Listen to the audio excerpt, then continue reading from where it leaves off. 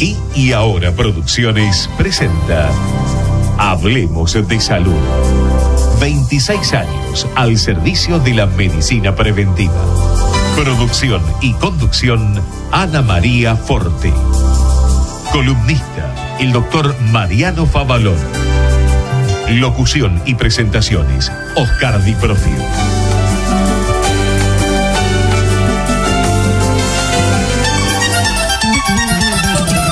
La fuerza del campo está en el trabajo de su gente y la fuerza del trabajador está en la UATRE, Unión Argentina de Trabajadores Rurales y Estibadores.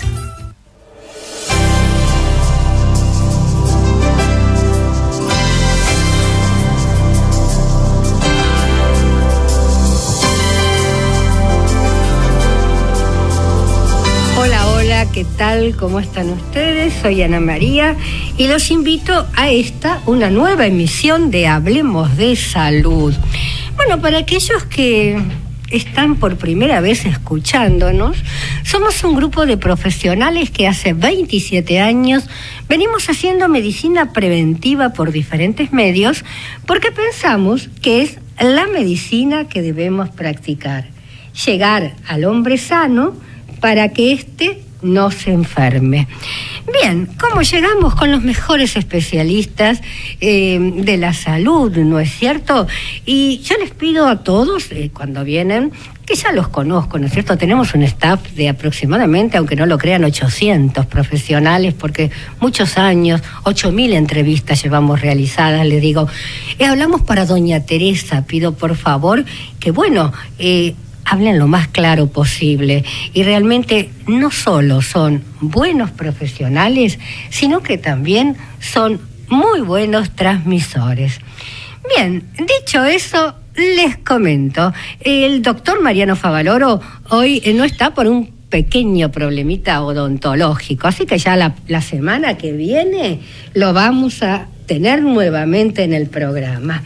Bien, les voy a presentar al doctor, abogado, es un gran amigo de años, el doctor León Tenenbaum, que nos va a hablar acerca de la violencia en la casa, la violencia familiar.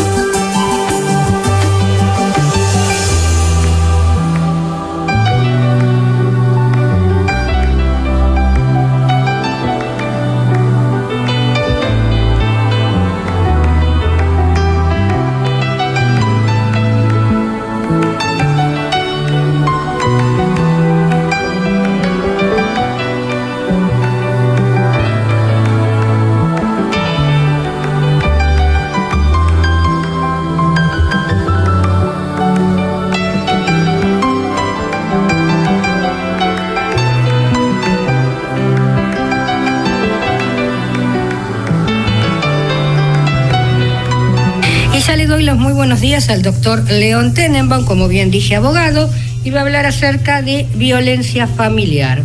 Muy buenos días, ¿cómo estás? Bueno, buenos días, Ana María, bien, gustoso nuevamente de estar aquí presente junto, a profesionales médicos de tan alto nivel como el doctor Mariano Favaloro y el doctor Bruno. Como siempre te agradezco la invitación.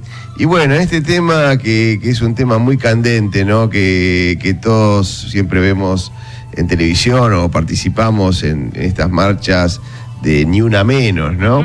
Entonces uno realmente sabe que para que realmente no haya ni una menos, me refiero a ninguna mujer, ya asesinada, pero ni que llegue a eso, ¿no es cierto? Ni golpeada, ni agredida. Hay que trabajar mucho, esto no va a ser gratuito. Y programas como el tuyo, que vos le das difusión a este tema, ayudan mucho, ¿no? Porque todos nos damos cuenta la importancia y de lo delicado de esta situación cuando uno ve, bueno, una mujer asesinada o golpeada o agredida o quemada.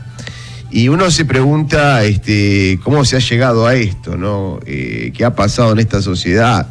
¿Qué está pasando? ¿Sabes, León, que yo ahora cuando lo escuchaba que vos lo repetías, ni una menos, ¿no? Me vino a mi mente el cartel que llevaban las mujeres en la marcha, y de pronto digo, ¿cómo por sintetizar se llega de pronto e inconscientemente a agredir? Porque si uno se dice ni una menos, es una que menos.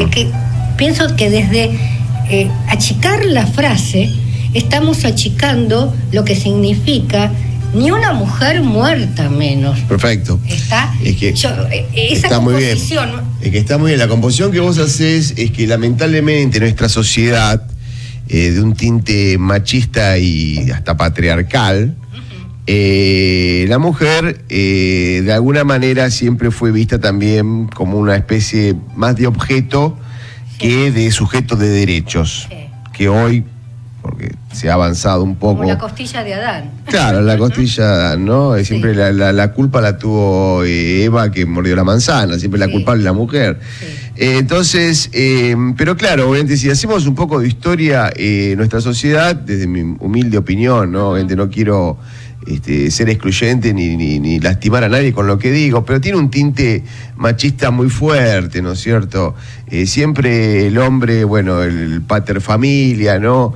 El que se sentaba en la cabecera de la mesa, el que hablaba de política, de fútbol. El proveedor el que manejaba los negocios, el que en una época solamente votaba él, hasta que después pudo votar la mujer, el que manejaba el auto y era el dueño del auto, ¿no es cierto? Entonces, todo eso hizo que la mujer siempre se le relegó, se le dio un rol más de madre, de lavar los platos, los pañales y de estar con los críos, ¿no es cierto? Después, bueno, se pudo independizar económicamente la mujer, ocupando puestos de trabajo, ocupando responsabilidades. Sí, es independizar, y ya hay momentos que digo esclavizar, porque estamos, si bien salimos a trabajar en nuestra profesión, en lo que fuere, llegamos a nuestro hogar y tenemos que hacer toda la tarea de mujer. Claro. O sea que quedamos más esclavas aún, nada más que nos abrieron la puerta para ir a trabajar. Sí, bueno, yo te entiendo, vos como mujer lo sabrás muy bien, y todos entendemos que la mujer hace un rol múltiple, que tal vez el hombre llega a casa, prende la televisión, se pone las pantuflas y se pone a ver el programa que le gusta. Exacto. Pero yendo al tema de la violencia contra las mujeres, y a eso apuntaba un poco, vos sabés que era muy común, obviamente se trata de cambiar eso, pero ver las famosas películas que todos nos gustaba, ya sea cine argentino o extranjero, donde era muy común que el galán del cine terminaba zamarreando a la mujer y hasta bofeteándola, ¿no? Y esa era una escena clave, donde a todo hombre le gustaba y le satisfacía ver ese ejercicio de viralidad y de machismo, ¿no es cierto? El zamarrear, entonces, obviamente, esa cultura, de alguna manera, se sigue manteniendo y se lleva también a la práctica. Claro, si le pegó por algo es. Claro, se pegó así, ¿no? Entre comillas lo pongo. Y era la cultura con la que todos crecimos, ¿no es cierto? Ver que era lo usual, que el hombre podía encontrar a su mujer porque le era supuestamente infiel. Casualmente, siempre la mujer era la infiel, porque hombres infieles no se veían ni en las películas, siempre el hombre descubría a la mujer infiel, ¿no? O sea, y una cosa que es muy interesante, ¿no? Pero que ya se derogó. Vos sabés que en el Código Penal había una figura que se llamaba adulterio. Y vos fijate cómo esta figura del Código Penal consideraba el adulterio. El adulterio lo cometía la mujer teniendo un acto, un solo acto, obviamente, con un hombre. Pero esa misma figura establecía que para el hombre el adulterio era tener manceba. Y tener manceba era como tener una especie de amante, una segunda esposa, que el hombre mantenía. No tirar la canita al aire. Claro, o sea, la mujer era un solo acto, tener una relación con o sea, eso era adulterio y ya tenía una pena, ¿no es cierto? El hombre no, podía tener una segunda esposa a la que mantenía. Entonces ahí vemos también una especie de machismo, ¿no es cierto? Pero bueno, yendo al tema de la violencia contra las mujeres, el tema actual, ¿no es cierto?, dejando de hacer historia, es que cada vez son miles y miles de denuncias que en las oficinas de violencia doméstica, que hay prácticamente casi todo el país o las grandes ciudades del país, se realizan. Aparte, bueno, los llamados telefónicos a las comisarías de la mujer, o ir personalmente también a las comisarías de la mujer, y nos demuestra que estamos en una situación, como de alguna manera, entre comillas, una peste, o sea, un tema muy grave de lo que está ocurriendo. Y no se le encuentra una solución adecuada, o la sociedad no le da una respuesta adecuada a este problema para coartarlo o limitarlo, o de alguna manera que no siga avanzando, ¿no? Tenenbaum, ¿vos considerás que de pronto cuando se le pone que el esposo no se puede acercar a 10 cuadras a la redonda, es un decir, sí, o le dan el botón de pánico, ¿eso da resultado? Mirá, esos son lo que se llaman las famosas perimetrales, que los dan los juzgados, pero yo creo que en realidad eso fue una respuesta, un acto reflejo, ¿no es cierto?, de algo que probablemente ocurre en el exterior, o sea, en otras sociedades, que se intentó con eso darle una respuesta al problema de las agresiones, de la violencia, de no acercarse a 30 cuadras, lugares de trabajo. En la práctica vemos que no lo está dando ese resultado, porque probablemente hace falta también un grupo de medidas, hasta te podría decir, está bien, no sé si podrá ser posible, pero hasta una policía judicial que asegure que eso no ocurra. Porque si yo eso lo hago constar en un papel y está bien que se notifique a la comisaría del barrio que hay una medida perimetral, pero el hombre que quiera actuar por sorpresa y que quiera atacarle a la mujer cuando va a buscar a los chicos al colegio lo va a hacer, y la policía, el patrullero no va a llegar a tiempo. Entonces, en la práctica eso no está resultando. También, León, de pronto, no hace mucho tiempo atrás, no se tenía en cuenta cuando la mujer iba a hacer la denuncia. Sí. Porque si la primera denuncia queda sentada y ahí comienza el seguimiento, la cosa cambia. Sí, por supuesto. Porque esperan que la maten para actuar. Lo que ocurre es que es un sistema que es inadecuado y no hay nada, es como decía Einstein, para cuando una persona sigue haciendo lo mismo y le sigue dando el mismo resultado, quiere decir que no va a cambiar nada. O sea, si algo es igual siempre, no sé para qué alguien lo siga haciendo, porque siempre le va a dar el mismo resultado y el resultado es el mismo, entonces no tiene mucho sentido, creo que daba a entender. Esto es lo mismo, si seguimos dándole más respuesta a un problema y no da el resultado que tiene que dar, o da cualquier resultado, es decir que el sistema no sirve o la medida no es adecuada. Entonces, es el momento de que, obviamente, todos los organismos de responsabilidad, ¿no es cierto?, los legisladores, las fuerzas de seguridad, la policía, busquen la forma de darle una solución a esto que termine siendo adecuada. Yo te hago un solo comentario. En algún momento era muy común, cuando era el problema, que sigue siendo, ¿no es cierto?, el problema de los alimentos, ¿no es cierto?, que se incumplían los alimentos por parte de los padres y, bueno, era muy difícil cobrar alimentos y alimentar a un chico, que la madre tenga alimentos para su hijo, quiero decir. Entonces empezaron a haber alternativas, entonces empezaron a haber sanciones. Entonces empezaron a hacerse las listas de morosos, como el llamado veraz alimentario. Se le empezó a sacar el registro a la persona, el alimentante que no cumplía. Se empezó a hacer listas, ¿no es cierto?, de alguna manera, para de alguna manera demostrar que quiénes eran las personas incumplidoras, y una serie de sanciones. Tal vez, yo digo, se me ocurre rápido, llegó el momento tal vez de que tenga sanciones, pero el primer hecho, ¿no es cierto?, no hace falta que la mujer esté, bueno, mucho menos muerta, ¿no?, pero golpeada, para quitarle el registro a una persona por ser golpeador, para cerrarle una cuenta bancaria. Claro, también yo digo, en mi fantasía, ¿no? Por solucionar el problema. Si cuando se va a hacer la primera denuncia, la mujer cita al marido, y están esas pulseritas, ¿no?, que se le entregan a los presos, sí, donde esas pulseras también podrían llegar a ser claro, interesantes, ¿no es cierto? Sí, si esas sí, pulseras la arrancan, tienen que darse cuenta que se la arrancó.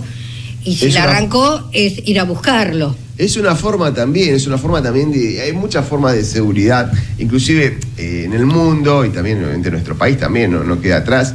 Hay empresas de seguridad muy interesantes, muy inteligentes, que tienen muchas formas de establecer perímetros de seguridad y de detectarlo. Y te quería comentar que las mujeres, las chicas, las mujeres que generalmente son violentadas, son golpeadas, son en gran parte chicas o mujeres generalmente jóvenes, ¿no es cierto? Pero aparte, yo recuerdo una oportunidad, una anécdota, acompañé una chica joven, madre, a la OBD, que es la Oficina de Violencia Doméstica, que está acá en la calle Lavalle, a mitad de cuadra, al 1200, justo enfrente del Palacio de Tribunales. Esa oficina trabaja bien porque trabaja en forma interdisciplinaria, ¿no es cierto? Hay psicólogos, hay abogados, hasta puede haber médicos. Y recuerdo que me llamó mucho la impresión porque yo veía chicas o mujeres, ¿no? Mujeres, señoras, de todas las clases sociales, ¿no? Uno se daba cuenta desde gente que aparentaba ser humilde hasta gente sí, no hay clases sociales. Y de todos los credos y de todas las razas, exacto, ¿no es cierto? Entonces uno se da cuenta, quiero decir, que abarca todos los estratos y es un corte horizontal que hay en la sociedad y que cómo afecta esto a todo tipo de gente y de una mujeres. Sociedad enferma. Y sí, enferma probablemente por muchísimas crisis de muchísimas décadas y con muchísimos problemas y con muchísimos, quiero decir, problemas hasta económicos, sociales, familiares. Pero lo que quiero también recalcar es que todos los seres humanos nos movemos por emociones y por pasiones.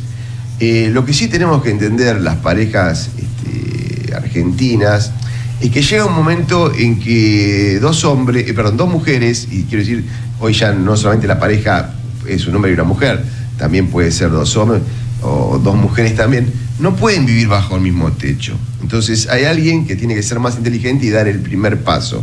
Porque es preferible armar la valija e irse a una pensión o a donde sea, o a la casa de un amigo, de un familiar, y no terminar con una causa penal y no terminar ejerciendo violencia. Entonces, dos personas no pueden vivir bajo el mismo techo y tienen que entenderlo. Lo que pasa, León, es que el golpeador le hace un trabajo psicológico tan importante a la mujer que la hace sentir culpable, que él le pega como para enderezarla, como porque la quiere mucho. Entonces una mujer destruida no tiene eso de me voy de mi casa, quizá no tenga dónde ir, no quiera molestar a los pocos familiares o no tiene familiares, y queda sumida en una situación en la que es incapaz de salir. Sí, pero te agrego una cosa, en rigor de verdad también hecha una denuncia de este tipo, el que se tiene que ir es el hombre y se puede ejercer la fuerza pública. Claro, pero si el hombre es el golpeador, es el que no se va a ir porque es el dueño de la casa. Pero lo pueden sacar por la policía, Ana María. También. No, de esa manera sí. Yo digo, antes de llegar a... Sí. Siempre hay un proceso hasta que la mata. ¿tá? No, por supuesto. La va destruyendo psicológicamente. Por supuesto. Y es más, hay que tomarlo de entrada, como bien dijiste vos. Y está demostrado por los psicólogos y las psicólogas que las mujeres en muchos casos lo aceptan y creen en su sumisión que por algo habrá sido y que se merecen eso, ¿no es cierto? Lo cual obviamente no es así, porque ninguna, ni mujer ni hombre, tiene por qué soportar la violencia ni física, ni psicológica, ni verbal, ningún tipo. Para y que nada. muchas veces empieza por pequeños hechos y por pequeños actos, como violencia verbal, como por empujones, como Tenenbaum, hacia el final del programa, a ver qué solución tiene, porque ya lo planteamos y más que claro. Excelente charla. Bueno, gracias. Vamos a un corte, por favor. Comienzo espacio publicitario. Señor empresario o profesional de la salud, la difusión de su producto o servicio a través de nuestro programa es el medio más eficaz para acceder al público. Comuníquese con el Departamento de Publicidad 154-989-0420. Casa Mario. Amplia variedad en artículos de librería, escolar y papelería comercial. Libros de textos, insumos de computación y equipos de oficina. Avenida Juan Bautista Alberdi, 6694 Capital. Teléfono 4-687-3320. Fin espacio publicitario.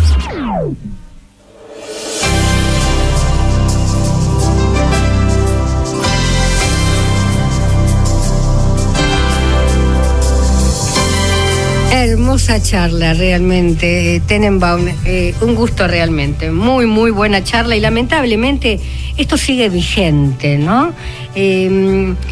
Se habla y hablamos este tema muchas veces en el año como para concientizar, pero cada vez hay más casos.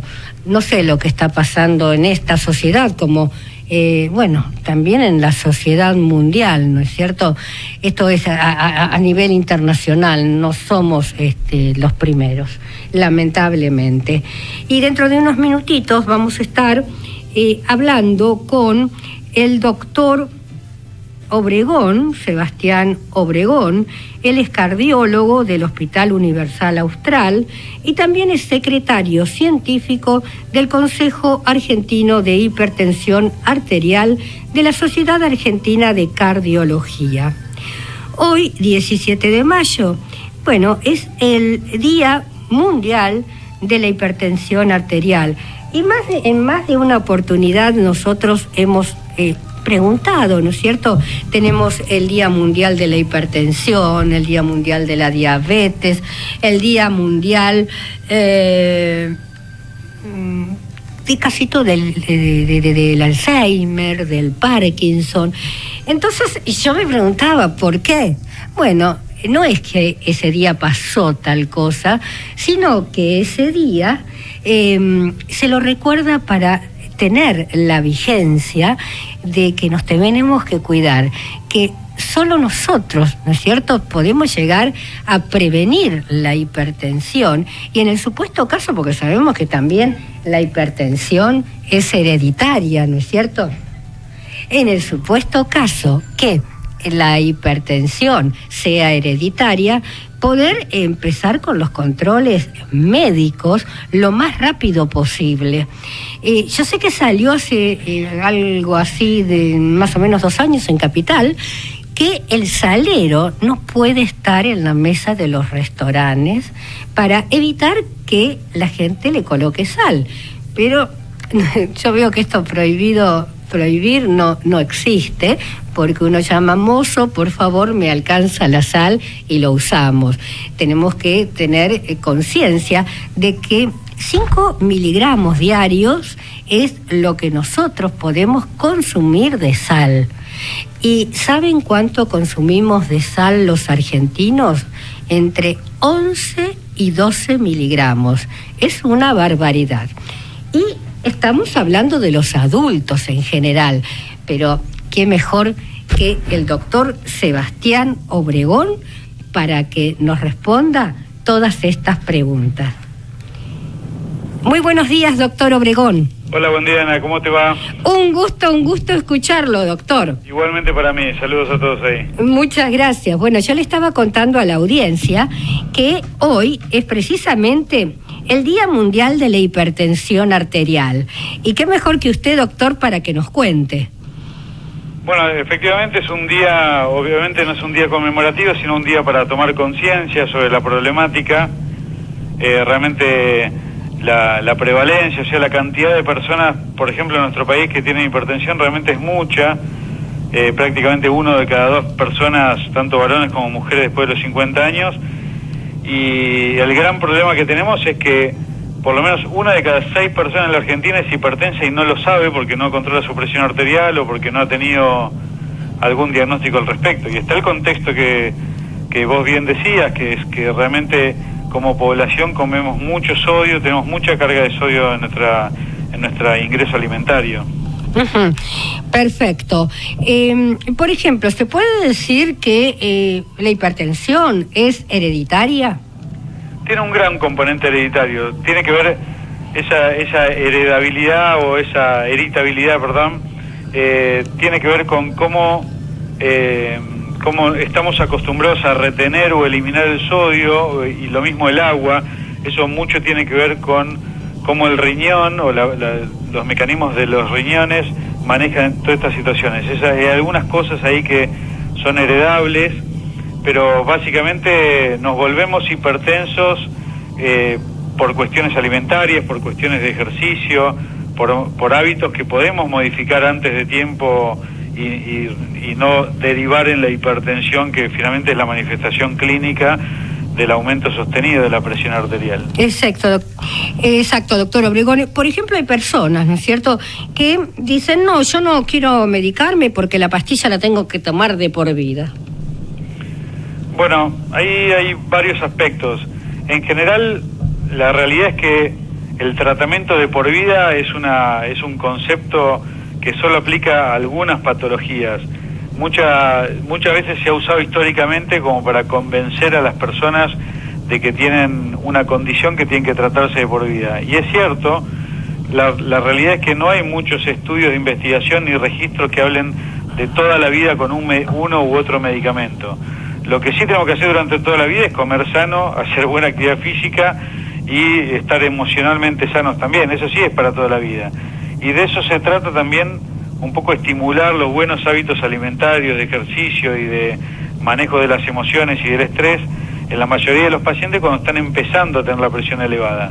Porque muchas veces podemos lograr un cierto reseteo de esos pacientes, de esas personas, y que después no requieran un medicamento a largo plazo. Uh-huh.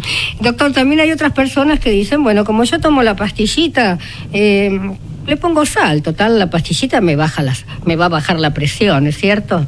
Bueno, eso es cierto. La verdad es que tenemos muy buenos medicamentos en el mercado. Aquí en Argentina la realidad es que la oferta de medicación antihipertensiva es muy amplia, muy rica y de muy buena evidencia clínica para usar.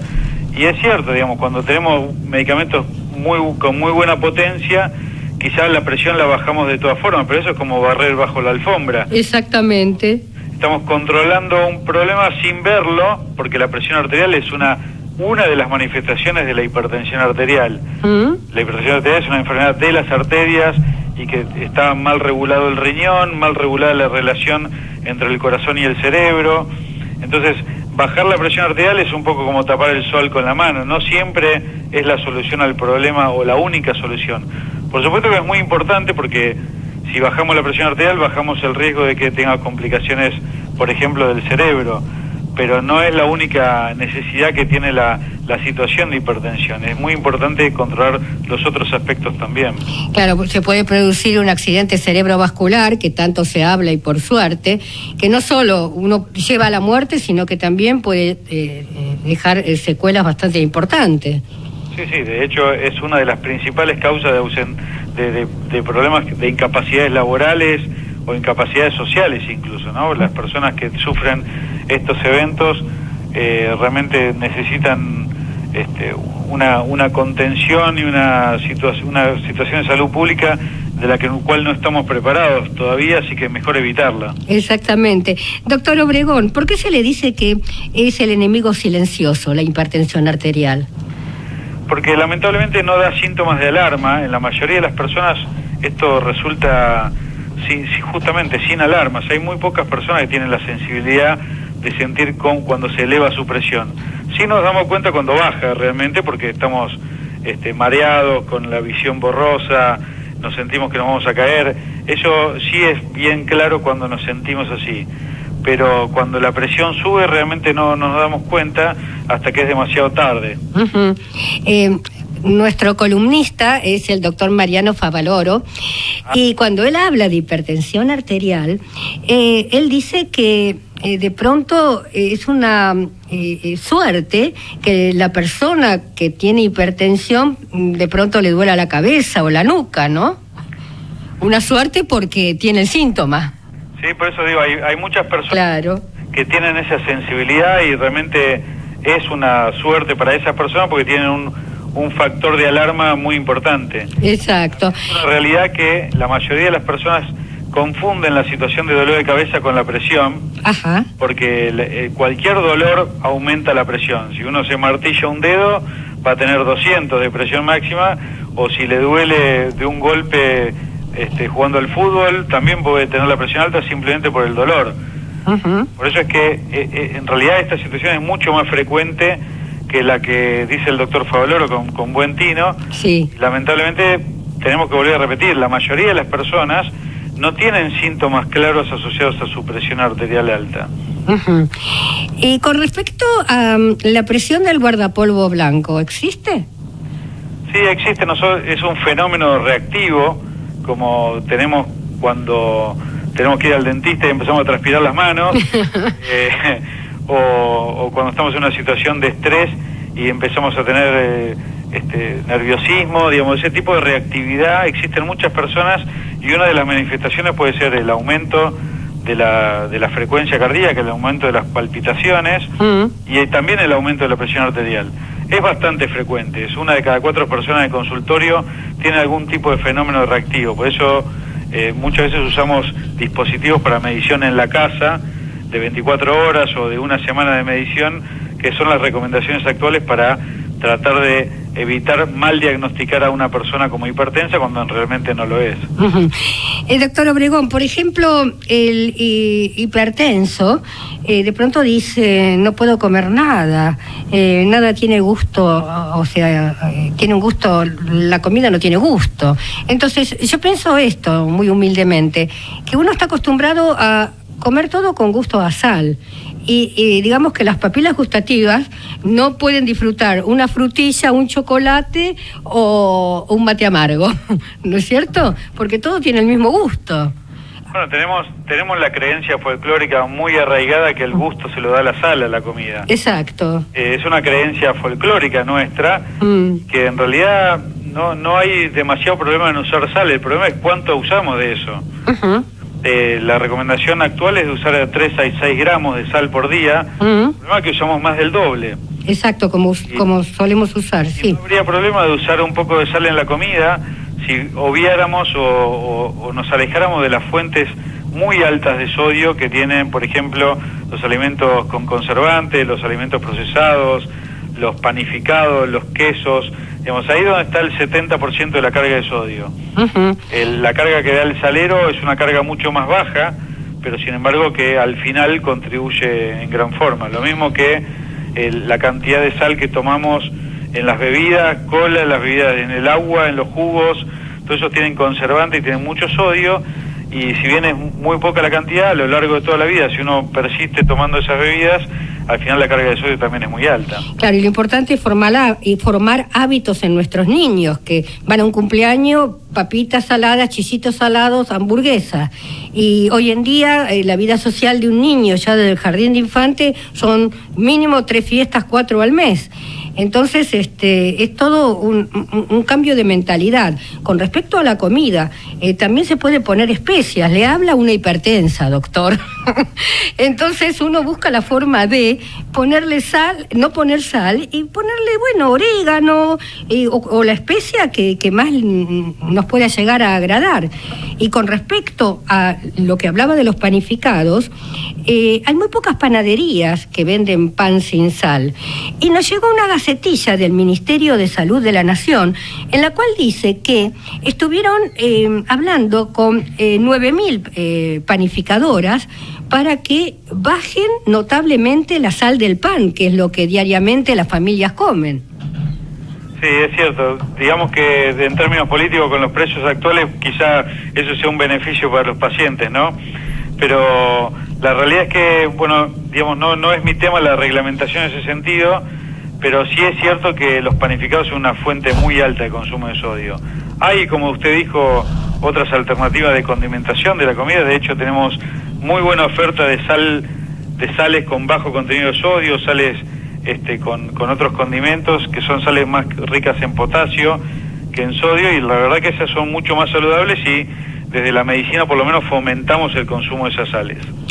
Doctor Obregón, realmente fue un gusto haber conversado esta mañana con usted. Bueno, igualmente, Ana, un saludo para toda su audiencia. Muchas gracias y hasta pronto. Ecomedios.com AM1220. Estamos con vos.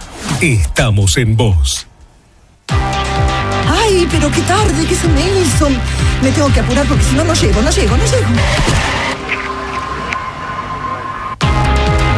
No, ¿pero seguro? ¿Qué problema? Bueno, vamos a encontrar una solución. Bancame ahí que en 2 minutos estoy con vos. Bueno, vos ahora te tenés que ir. Sí, pero yo quiero hablar de esto ahora. Cuando llegue a casa te llamo. 3 de cada 10 muertos en el tránsito son peatones. Cruzá siempre por la senda peatonal o esquina, respetando los semáforos. Allí, todos los vehículos deben darte prioridad. Luchemos por la vida. Descarga gratis de tu celular la aplicación Ecomedios. Podés escucharnos en vivo, informarte con las últimas noticias y entrevistas en audio y video. Búscala y bajate la aplicación Ecomedios. Podés vernos en vivo en ecohd.com.ar. ecohd.com.ar. Conectate con nosotros. Línea directa 4-325-1220. Comienzo espacio publicitario. Si usted tiene alguna inquietud sobre su salud o la de su familia, Hablemos de Salud les responde vía mail. Tomen nota: hablemosdesalud@hotmail.com o a través de nuestra página www.hablemosdesalud.com.ar. La fuerza del campo está en el trabajo de su gente y la fuerza del trabajador está en la UATRE, Unión Argentina de Trabajadores Rurales y Estibadores. Fin espacio publicitario.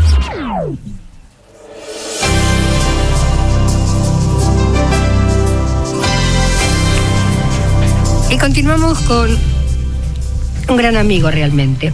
Estamos con el doctor Ernesto Bersuski, que es ortopedista, especialista en, digamos, de las deformidades de columnas, tanto en el niño como en el adolescente. Y realmente es una historia de vida que tiene el doctor hermosísima, que estábamos hablando fuera del aire, y que quiero que, bueno, aparte de entrar en el tema, me cuente lo que ha hecho y lo que está haciendo, que siempre es muchísimo. Hola, Bersuski, ¿cómo te encontrás? ¿Qué tal? Buenos días.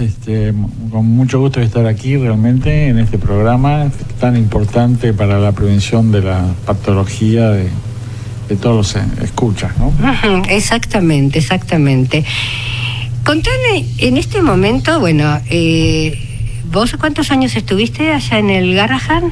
Desde que se abrió, yo me gradué en el año 72, era muy jovencito, hice mi residencia completa hasta el año 78, en el año 78 pasé al Hospital Gutiérrez, y cuando se abrió el Hospital Garrahan en el año 1987, en agosto, pasé desde el viejo hospital de niños, histórico, tradicional, a el Hospital Garrahan hasta que me retiré hace unos meses. Ajá. ¿Vos estuviste como director de área? ¿Cuál era tu cargo? Llegué a ser el jefe del servicio de patología espinal. Se llama así. El servicio está separado de ortopedia. Somos todos ortopedistas, pero está separado de ortopedia por cuestiones así administrativas y técnicas. Y bueno, fueron 20 y pico de años en el hospital. Hay que pensar, cuando nosotros llegamos se operaban 2 pacientes por semana y ahora se operan 6. En el servicio en ese momento éramos 3 médicos, el doctor Carlos Tello, yo, perdón que me nombre yo primero, pero por orden jerárquico, y la doctora Francheri. y ahora el servicio son 5 médicos de planta, todos de gran nivel. Quizá los mejores cirujanos espinales de su generación están en este momento en el Hospital Garrahan. Yo siempre digo, es un semillero de genios realmente. Vos hace que te conozco 26 años y vos cuando 2 años tenía o 4 el hospital.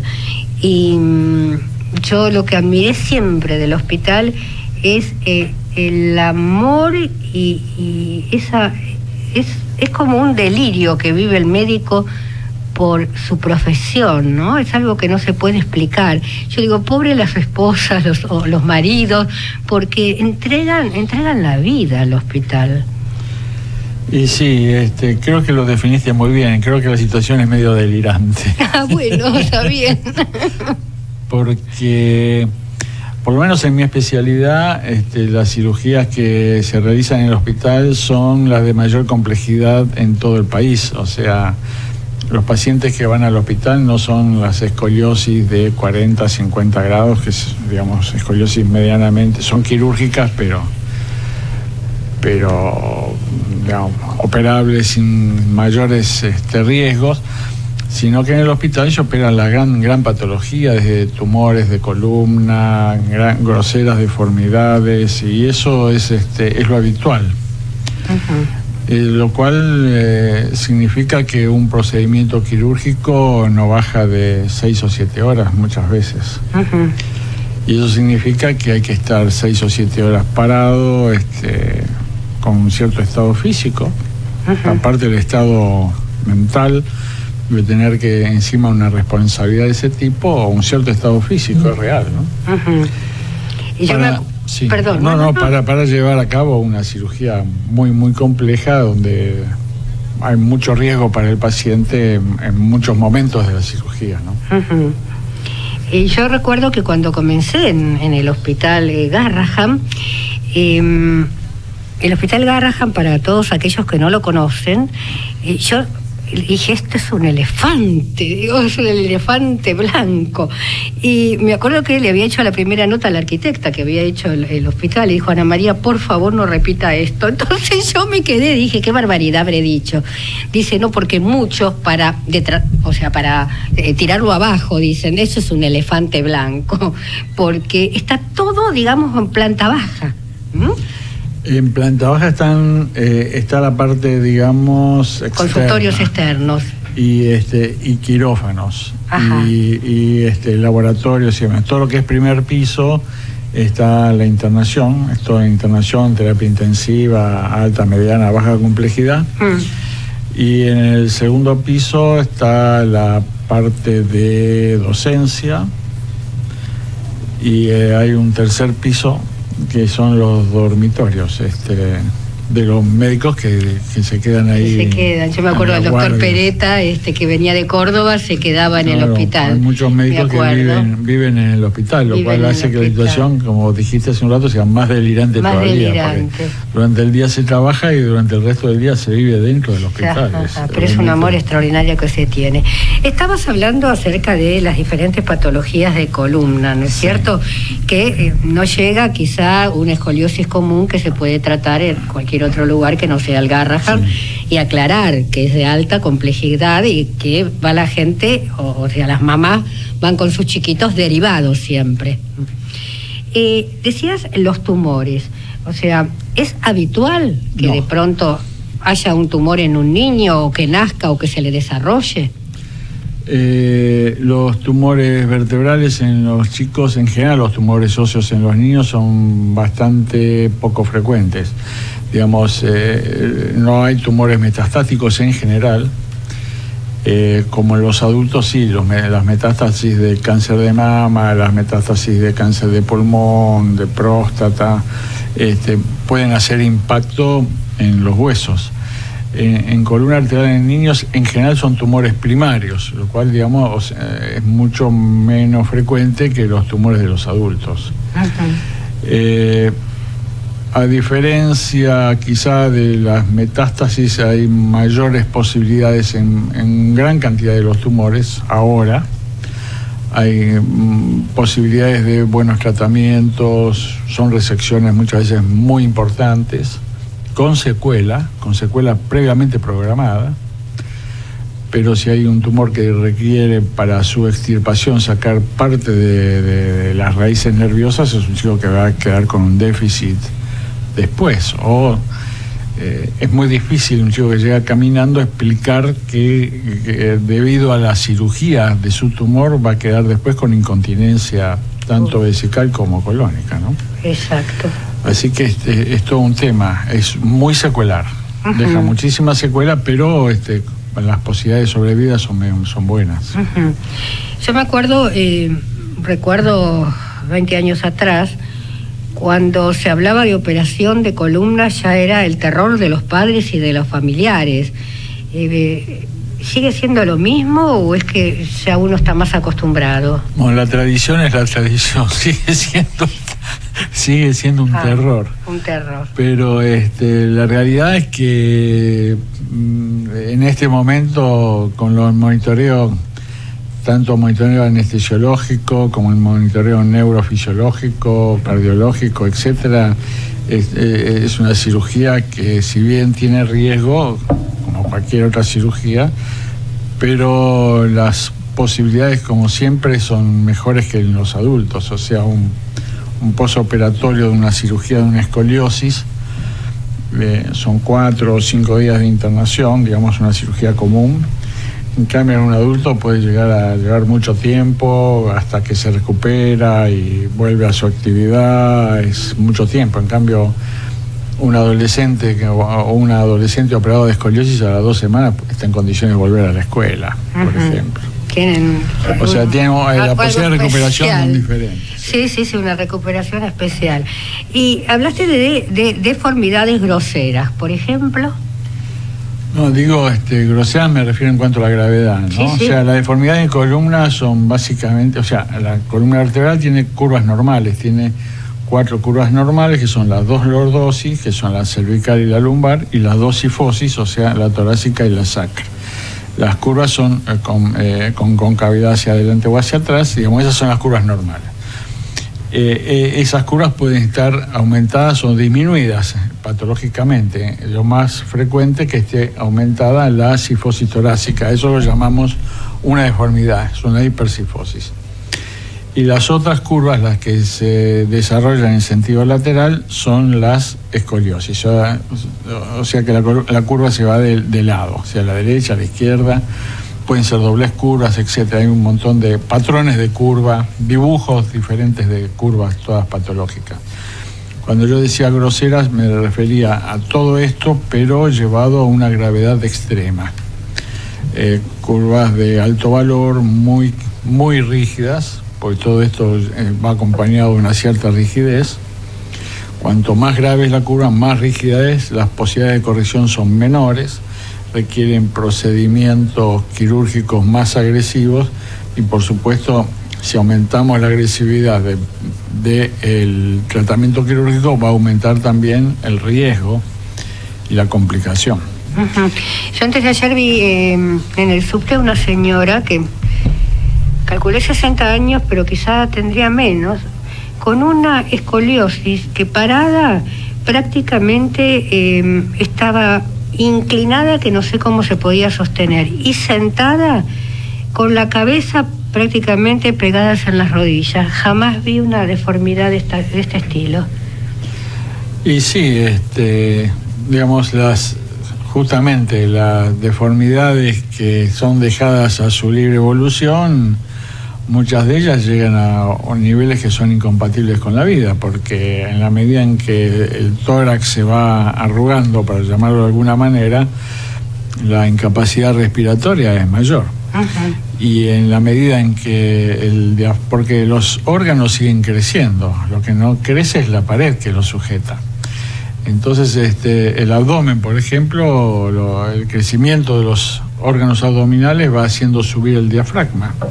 Entonces, no solamente el tórax está rígido por la curva, sino que el diafragma está más alto, la capacidad respiratoria es menor, y finalmente eso es lo que termina con la vida del paciente. curvas de arriba de lo que nosotros llamamos 80, 90 grados son curvas que ya producen ese tipo de alteración. Las curvas leves no, pero las curvas graves sí. También las curvas leves tienen sus bemoles, ¿no es cierto? Yo conozco un familiar que le descubrieron alrededor de los 12 años, que por lo que vos contás yo aprendo, es cuando quizá en el desarrollo, ¿no? Se acentúa o aparece la escoliosis. Y ahora este familiar tiene alrededor de 60 años y tuvo que ser operado de ambas caderas. Le explicó el médico, y ahora que te tengo a vos, bárbaro, que nos lo vas a explicar, que es por el desgaste, ¿no es cierto?, que sufre por la inclinación que lleva la columna.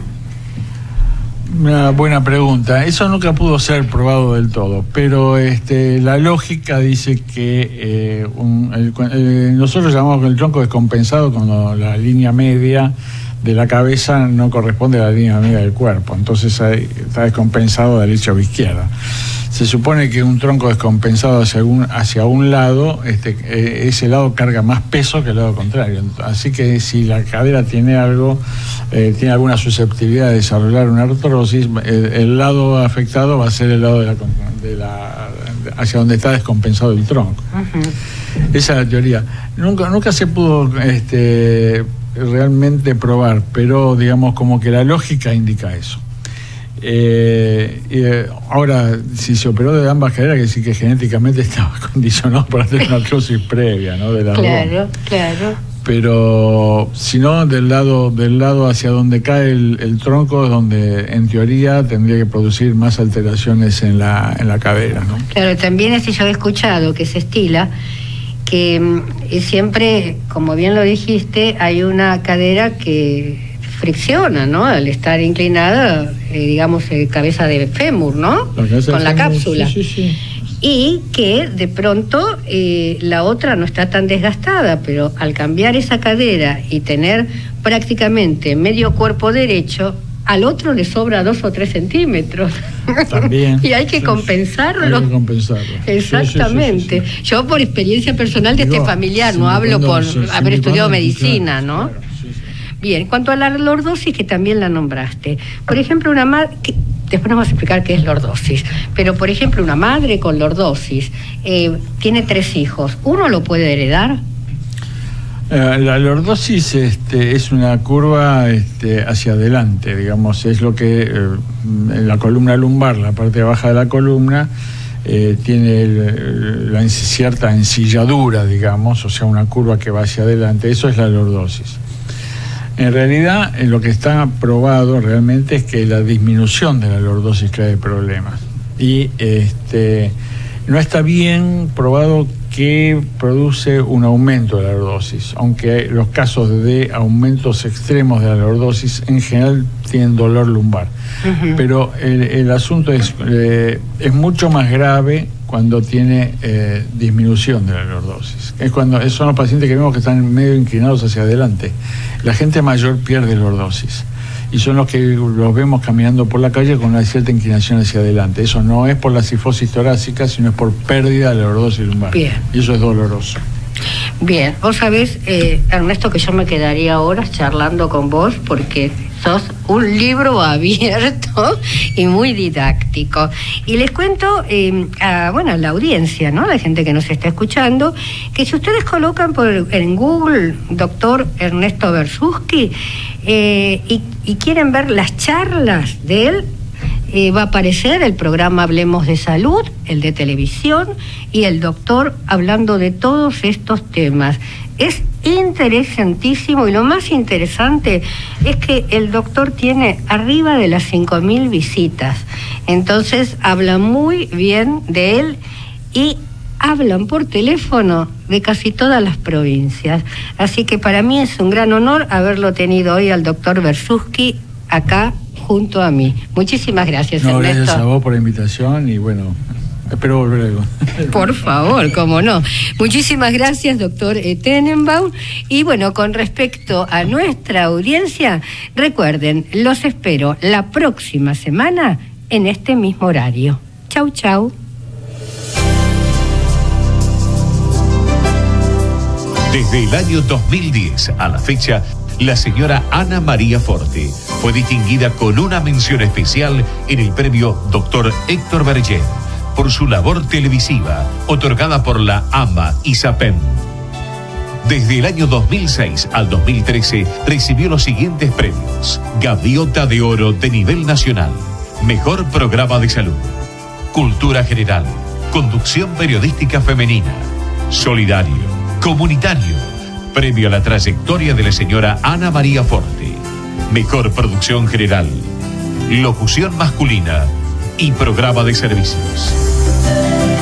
Este programa fue realizado por un grupo de profesionales que creen en una diferente calidad de vida. Fue una realización de Aquí y Ahora Producciones.